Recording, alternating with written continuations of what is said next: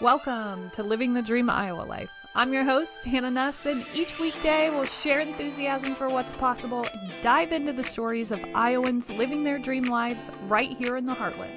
Whether you're chasing a big goal or just looking for a little inspiration, we've got you covered. Let's change the world together. This is Living the Dream Iowa Life. Let's go. Heyo, welcome to Living the Dream Iowa Life podcast. I'm your host, Hannah Nuss, and we're in, friends.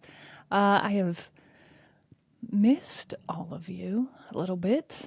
Last week got a little wild. It is, a very busy season of life, or last week was balancing all the things. And it's in those moments that I say to myself, we may have taken on a little bit too much. Maybe we're not capable of this. And sometimes I flow into that thought pattern and I'm like, oh, you can't do this. And then I wake up and remember I absolutely can. And I have not taken on too much. This is everything that I've wanted to do. So always working to shift that mindset, always working to not fall into those patterns, because it definitely is easy. Those patterns are tracked. They are beautiful. They are comfortable.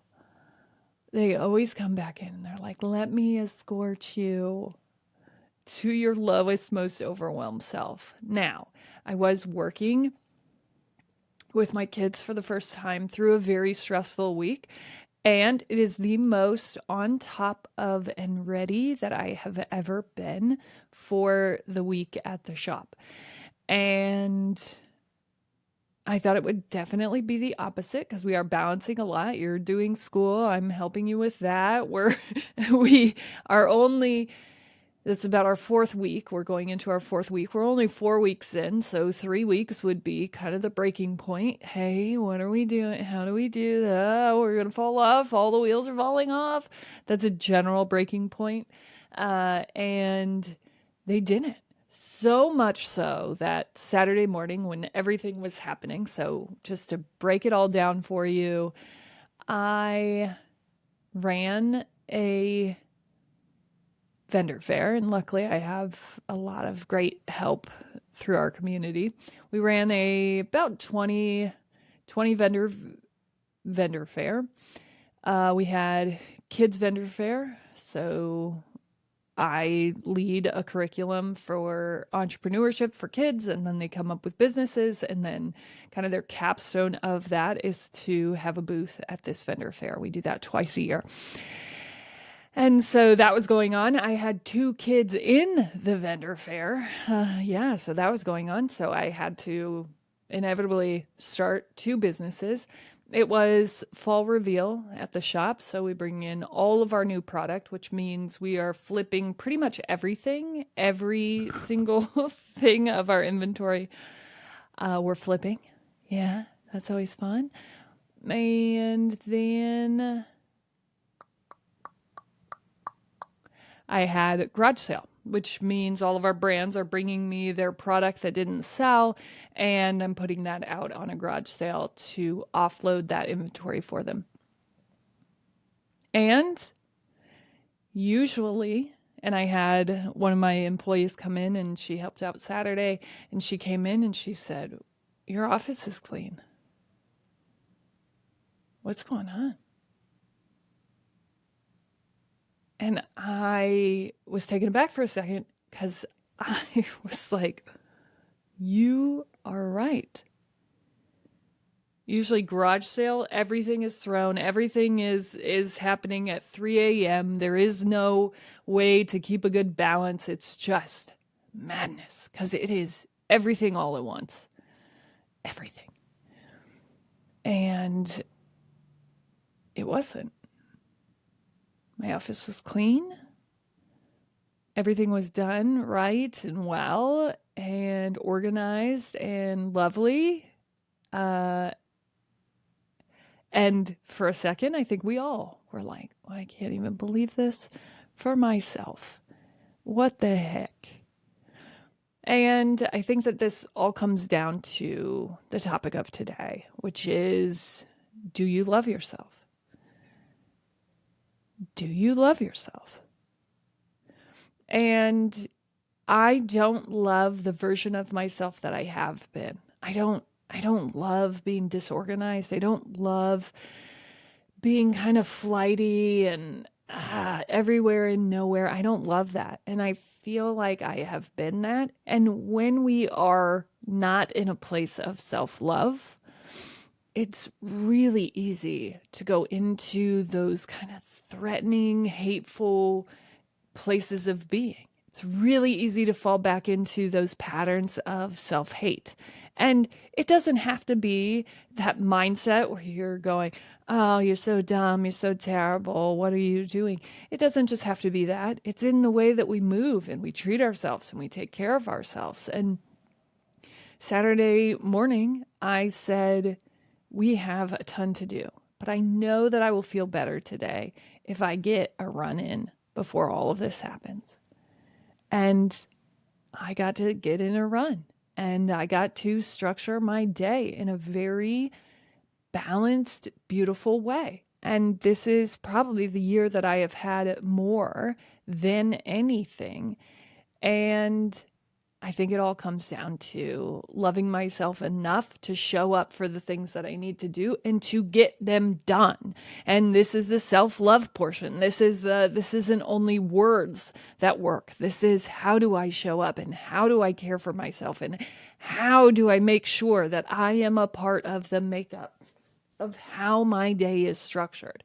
And part of that is doing the work that is required when I am there. And when I am loving myself, I am getting my work done.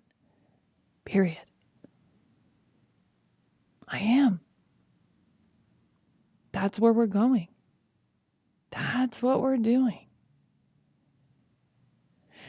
And I probably had 2 days last week where I was upset at myself because I did not get what I needed to get done when I was there. And I was falling behind and I was falling back into that old pattern where I'm kind of angrily working through everything that I need to do at the last second. And I can't even think straight. And I am just burning all ends. And, sometimes I got off, and the 2 days that I was off were the 2 days that I had to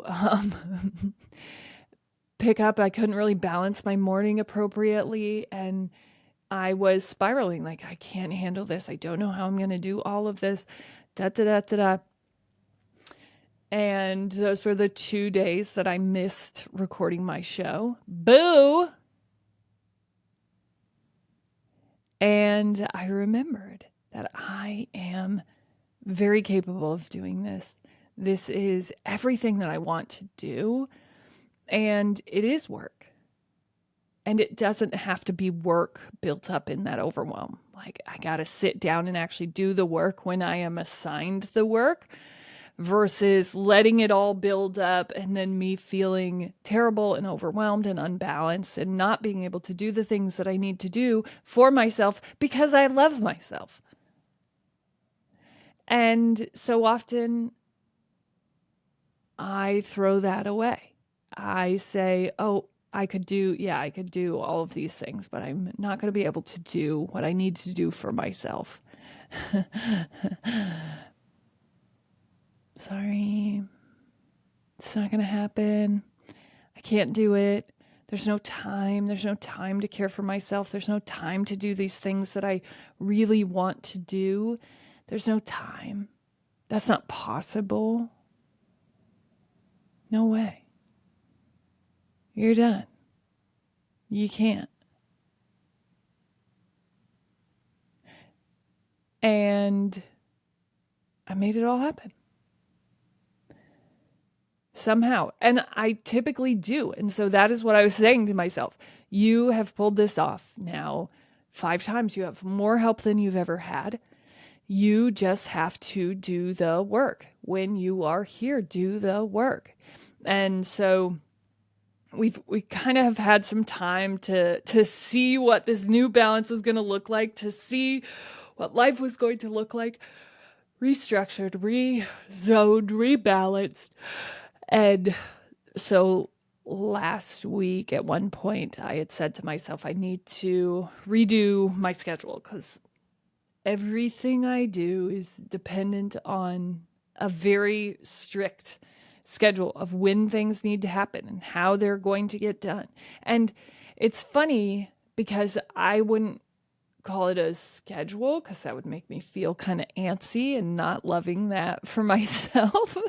um, I would just say it is a discipline of love, because if I don't have that schedule, it's really easy, because of all the things that I do, for me to put myself completely away. Oh, Hannah doesn't really need to shower. That's crazy. She doesn't need to do that. No, she doesn't need to be clean and look nice. That's not important. That couldn't be important. No, come on. And I do. And actually, when I was younger, I am a shower every day kind of person. This is my schedule, this is how this works. And when I became a mom, it was, this does not fit anywhere in my schedule and this does not work. And I'm just going to get thrown up on again. So, what's the point of getting ready for the day? And what's the point of getting dressed for the day? Because my whole body feels weird and terrible. And I don't love the way that I'm looking or feeling right now. So, what is the point, friends? And the point really is love. And the point is love in everything. By the way, watch one Disney movie, I dare you, and try to find where love isn't the main quest. And I find that very interesting. And I was reflecting on that this weekend as, we'd have, let's see, what did we have pulled up? Raya, the Last Dragon. Raya and the Last Dragon, I think is what it is called. And love was the center of all of that. And I find that very interesting. And let's see. Back when we had normal princesses who were seeking love, the union, right? And, even in instances where they weren't, I do think that it was this striving for self-love, self-acceptance of them, finding a space, finding another human that they could relate to that would love them, and then maybe they could love themselves, or maybe they had to go on a journey to love and accept themselves and reject the normal. Sorry, I'm talking about Beauty and the Beast, right? She goes back. I couldn't just be here, just be in this lovely castle with a beast. I couldn't do that. I couldn't love myself enough to give me that. I'm going to go back to that old track. I'm going to go back to my dad, back to the town. I'm going to go. And I think she had to save her dad, so that's very fair.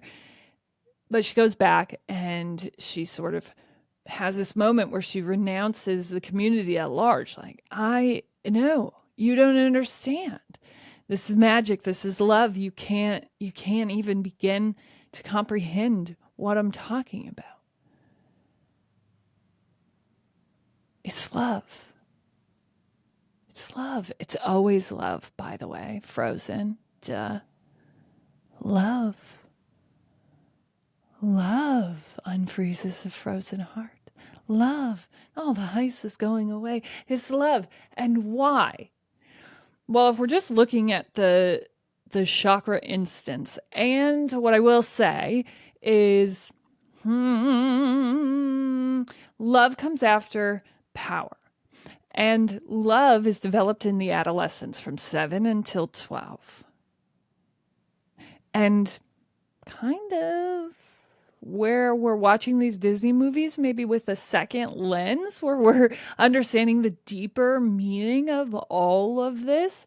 How amazing. How amazing that would be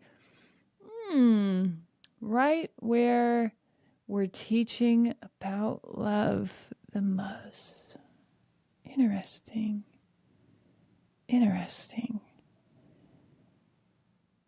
And we're supposed to go through those chakra cycles, and I'm watching my own children go through this. We're supposed to go through those chakra cycles and get all the way up to the top in our childhood. Now, some children get to experience that, some don't. Okay? But it is a very natural process. When we are in our terrible twos, we are in the sacral chakra, in our finding our own power. That's why it's so terrible. They're finding their own power. They are resisting anything that isn't them standing in their own power. Like, you don't know. I know. I am confident that I know. And as parents, it is really hard to trust the will of that child being in their power. I found it to be this wildly fun phase. We didn't really have the terrible twos here, but I think that may have been because we were so invested in their exploration of their own power. I would say, especially with our second, like, yeah, what do you think? Instead of, no, you can't do that. What do you think? Or how do we teach you to be safe if you're feeling like playing with knives right now? How do we foster and encourage your exploration in a safe way?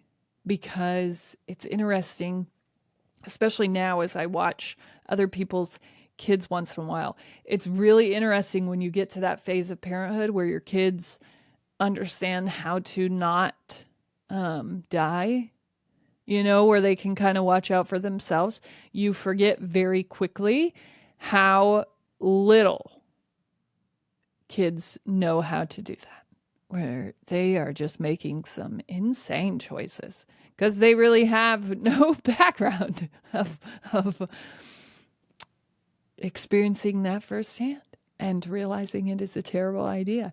And it's fun. It's fun to be back in that. And now that my kids are sort of out of that, we're in this new phase. Both of my girls are in this adolescent development of heart chakra in the same timeline right now. And this really comes down to a very, very strict self-love implementation into our day, making sure that that is a part of their everyday. This isn't just a spa day and we do this once in a while. This is a daily practice of self-love. And how do we encourage that? And how are we doing that? And even keeping them from situations that might have them questioning that, especially at this very fragile stage. We're not kind of allowing that to get in. We are focused on loving ourselves, and the love of ourselves then leads to an openness to the community and our own creativity. And that's a very important, right? Up into the throat chakra where we know what our truth is, because at this sort of vital stage of development, we didn't let those outside forces kind of come in, or we didn't let that be the majority of the words that you're hearing. Like we let you sink and stay into this self-love portion of life, this very important understanding of development of who you needed to be. And as we keep moving through this, like continuing to balance their truth and helping them to understand what that is, what their power is, who they are. It's been wildly fun to watch through this lens of chakral phases. And it's interesting because we go through it 2 times. I guess if we get all the way through as children, I think we don't go through it again. If we never do, then we kind of recycle once we reach adulthood. Why? Why then? Well, this is our first opportunity in life to reroute, to establish ourselves out in the world, to create our own identity, to possibly no longer be rooted in our family for the first time. For the majority of the words that are getting into us are the people, the friends, the dorms, the wherever we are in life, the people that we're working with, whomever.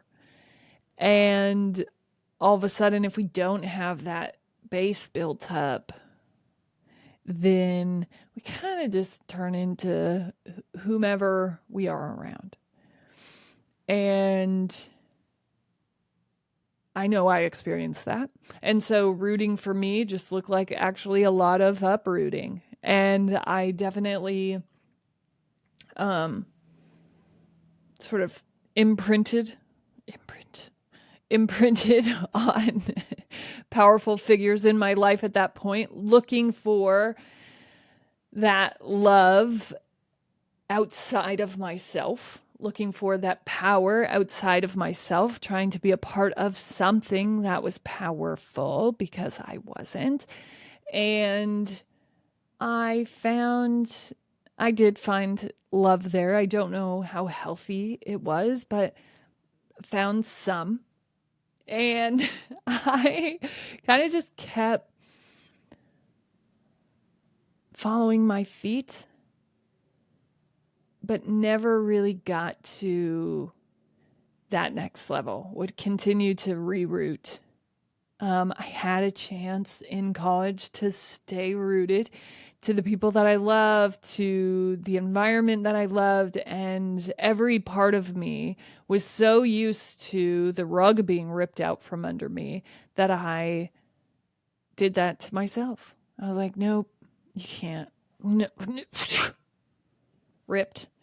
And everything worked out the way that it was supposed to. But now looking back and kind of retracing and thinking through my own chakral development, I, no question, loved rerouting because it kept me from stepping into my power. It kept me from loving myself and experiencing the full experience that life could give me. I truly believed that that wasn't something that I was capable of being. I couldn't be a winner. I needed to find kind of a way out of embracing and acknowledging my power because that is how I had always grown up. That was not something that I was used to. And I was just talking to actually a couple of coaches this weekend because people sometimes will lean on me for advice through situations, coaching their volleyball teams. I absolutely love it. I love talking shop. I have always loved talking volleyball and all things. And so I was talking about how teams that haven't won, that get a glimpse of how good they are, will quickly throw that away. Like they'll have an amazing game and then the next 3 games will be the worst games that they ever played because they don't believe that they are winners. In fact, they don't believe it and they want to prove the opposite. And they're not out there saying this, oh, I don't believe that we can win. I'm going to shank the next 5 balls. They're just doing it. They're playing to what they believe they can accomplish. And they didn't believe it. They didn't believe that they could beat this team, so they didn't. And then it spirals because then all of a sudden they have to reroute. They have to reconfirm who they are, who they want to be. And if they don't know who that is, they'll kind of spiral. And usually I think that it comes down to how they're being coached through that. If that coaching process looks like a lot of kind of tearing down, if it's not this rebuilding, and it's a balance because we can't just love and hug all the time, right? I have expectations of you because I see what you can be, and I need you to believe that too. But I know that that's what it comes down to. And then how we work someone through that. Through that, I saw my potential. I saw that the next step that I had to take was to stand in my power, my possibility, everything that I needed to be to stand there and continue believing it. And I couldn't do it. I couldn't believe it for myself. And I know that that was me in college. I can't believe that this life would be this good. I need to rip this up. I can't. I can't do it. I can't be this person. No. And then I would force myself to root to something new, to decide that I was going to be this thing instead of this thing, and just kind of continue that cycle. Mostly because I didn't love or believe in myself. And it was fair. I didn't come from a world where that was something that people did. I came from the world where mothers were martyrs and they were working full time too, and nobody had time to care for themselves. That was silly. Oh, yeah, in a perfect world, we'd have time to read or ride our bikes or exercise or love ourselves or, yeah, who has time for that? It's work. That's what we do. We work. We work hard. We don't have time to do fun things.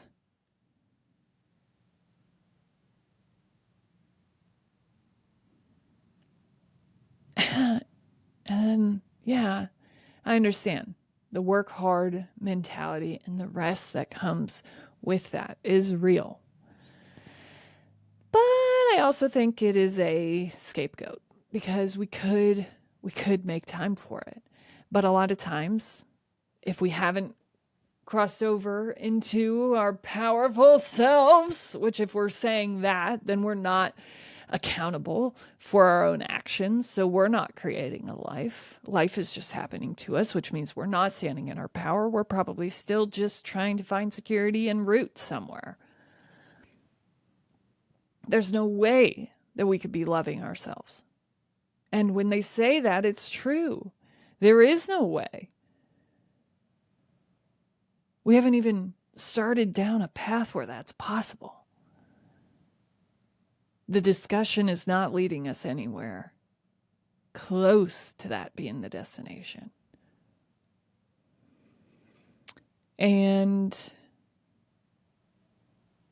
self-love is of most importance. Love in general. And I think the beautiful thing about loving yourself is the openness to the world to love everyone else. And not be in this place where it's like, oh, well, we can't love those people because of that. Oh, well, they're certainly going to hell. Oh, okay. Kind of thought this whole thing was on love and acceptance. I don't know. Okay. Got it. And I do think it's about because your next step is to really renounce the norms, stand in your truth. And your truth is probably going to be something that not everybody loves, not everybody wants to be a part of. Most people are going to think is pretty wild. Can you stand there? And if you have love, you can. If you have love for yourself and a true and deep understanding of who you are and how you operate and why this makes sense, then you can. And it's a really beautiful spot to be in. And it will probably mean you're not invited to a whole lot of parties. And I think that's a part of the bonus knowing that comes after loving yourself. Loving yourself is being able to go to something all by yourself. Can you go somewhere alone? Are you comfortable sitting by yourself? Can you sit there silently?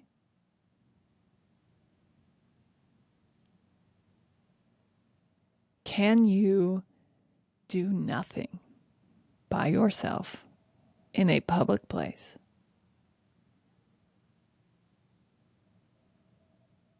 Can you just show up, wander around, be yourself, by yourself,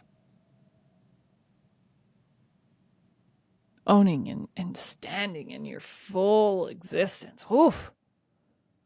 Can you do that?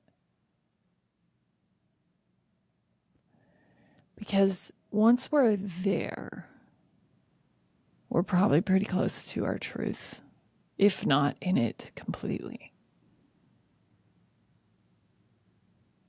And that is something I could have never done.